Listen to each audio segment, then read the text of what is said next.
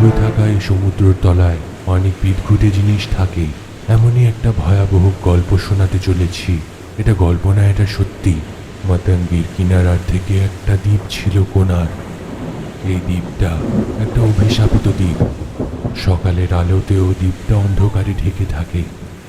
ধারালো পাথরের সঙ্গে আর অন্ধকার গুফাতে অনেক লোকেরা বলে এই ভয়ঙ্কর দেখতে থাকা দ্বীপে গুপ্তধন আছে। তাই অনেক যুবক কিংবা সাহসী লোকেরা সেইখানে গেল, কিন্তু আর ফিরতে পারল না। লোকেরা বলে 100 বছর আগে কোনার গুফাতে গুপ্তনিধিকে পুঁতে দেওয়া হয়েছিল। এমন বলা হয়। ওয়াটিকান গ্রামের দুটো জেলে বিশ্বদীপ আর নন্দী মাছ ধরতে যাওয়ার সময় ঝড়ের মধ্যে ভেসে গেল।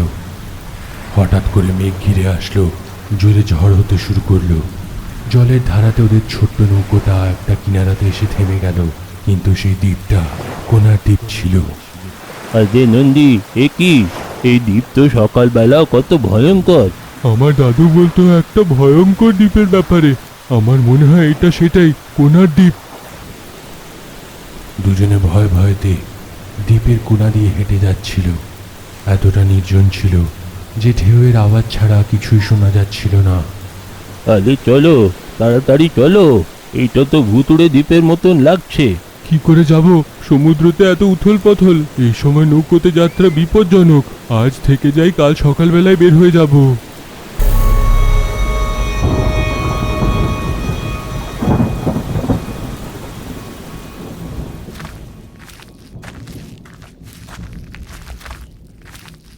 ঝড় থামা অব্দি সেইখানেই থাকার ব্যাপারে ভেবে ওরা আগুন জ্বালায় আর সেইখানেই দুজনে বসে পড়ে।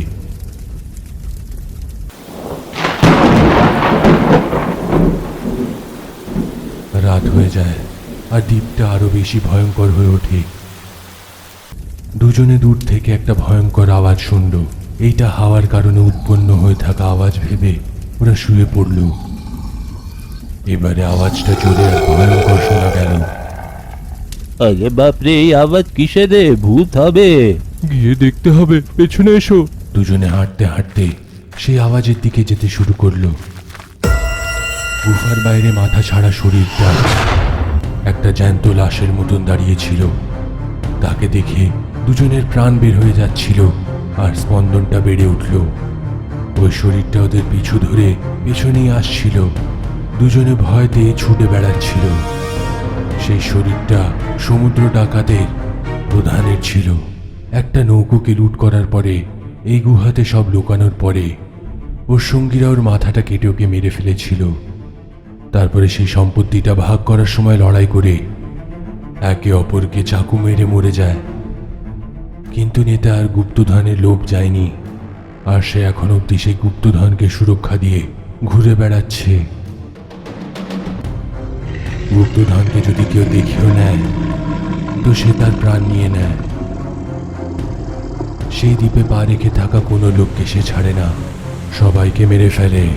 যেমন তেমন করে সেই শরীরটার থেকে বেঁচে নিজের নৌকোতে বসে ওরা বেরিয়ে পড়ে। পৃথিবীতে এখন অব্দি ওদের দিন আছে এই ভেবে বিশ্বদীপ আর নন্দী সুরক্ষিতভাবে কিনারাতে এসে যায়। ভাগ্য সঙ্গে ছিল তাই অভিশাপিত কোনার দ্বীপে পা রাখার পরেও বেঁচে ফিরল, কারণ তারা গুপ্তধনের জন্যে সেই দ্বীপে পা রাখেনি। দুজনে নৌকোর থেকে জিনিস নামাচ্ছিল তো ওরা একটা থলি দেখতে পেল। সেটাকে খুলে দেখল তো 5টা সোনার মুদ্রা। কোনার দ্বীপের রাস্তা দেখানোর একটা নকশাও ছিল। কিসের নকশা? যে দ্বীপ থেকে আমরা ফিরে এসেছি সেইখানে গুপ্তধন আছে, সেইটারই নকশা। মরতে মরতে বেঁচেছি। সেই মাথা কাটা ভূতটার থেকে ভয় পেও না, আমরা কোটিপতি হতে পারবো। বিশ্বদ্বীপে শতবার মানা করার পরেও 2 সপ্তাহ দাঁড়ানোর পরে দুজনে আবার কোনার দ্বীপের জন্য রওনা দিল। মানচিত্রতে বানানো থাকা দ্বীপ 4 ঘন্টা যাত্রা করার পরে দূরে কোনার দ্বীপ। আর তাড়াতাড়ি সেই দ্বীপে পৌঁছে হাতে কোদাল আর বেলচা নিয়ে নকশাতে থাকা সেই ইঙ্গিত গুফাতে গিয়ে দেখাতে সেই গুফাতে খুব অন্ধকার ছিল। চামচিকেরা যেমন তেমন করে বের হয়। দুজনে গুপ্তধনের লোভে মাটি খুঁড়তে শুরু করে দেয়।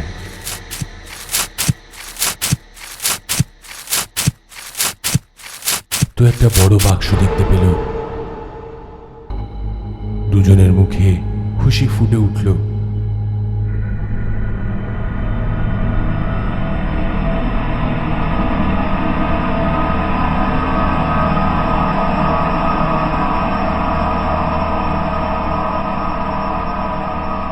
সে দুজনকে খুব খারাপভাবে মৃত্যু দিল।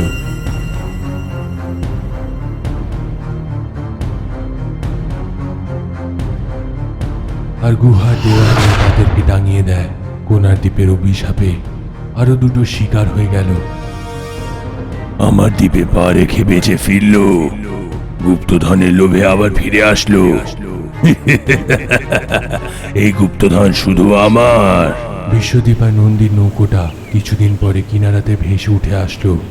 মোটামুটি সেইটা ভেঙে গেছিল, কিন্তু নৌকোতে সেই থলিটা এখনো অবধি ছিল। রাস্তা দিয়ে যাওয়া একটা লোক সেটাকে খুলে দেখে, আর তার থেকে বালি পড়ে যায়। কোনো মূর্খ যে বালিটাকে ভালো করে বেঁধে রেখেছে মূর্খ।